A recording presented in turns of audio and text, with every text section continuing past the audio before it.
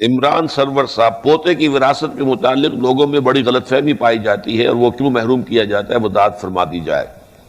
اگر عینی اور اللاتی دونوں بھائیوں ہوں تو کیا وہ برابر تقسیم کریں گے؟ عینی اور اللاتی کے درمیان کوئی فرق نہیں ہے، برابر برابر معاملہ ہوگا، وہ بالکل ایٹ پار ہیں۔ البتہ پوتا یتیم، میں نے آپ سے عرض کیا تھا نا کہ اس میں قاعدہ ہے، ایک دائرہ ہے، اس دائرے کے اندر اگر کوئی موجود نہیں ہے تو سیکنڈ دائرے میں وراثت جائے گی۔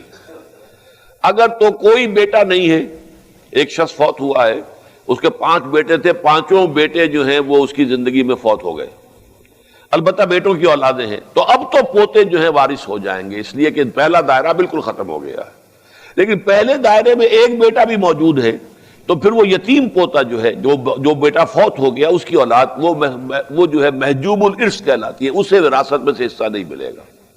اس کو اصل میں منکرین حدیث نے بہت اٹھایا، غلام احمد پرویز نے اس پر بڑا اڈا لگایا اور بڑا جو ہے علماء کے اوپر اس پر تنقید کی ہے، لیکن اصول ہوتے ہیں، ہر معاملے کے اندر کچھ اصول ہیں، اصولوں کی زد میں کوئی شے آ جاتی ہے تو اس کو ماننا پڑتا ہے، پھر اصول یہی ہے۔ باقی یہ ہے کہ چونکہ یتیم پوتا وارث نہیں رہا، تہائی کی حد تک اس کی وصیت کی جا سکتی ہے۔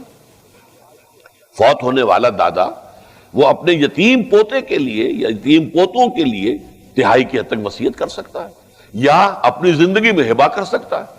مطلب یہ کہ کمپنسیٹ کرنے کے تو بے شمار ہیں، ہبہ جو ہے وہ کر سکتا ہے کہ میرا یہ جو ہے بیٹا فوت ہو گیا تھا، اس کی اولاد ہے، میں اتنا ہبہ کر رہا ہوں، اس کا اختیار اس کو حاصل ہے۔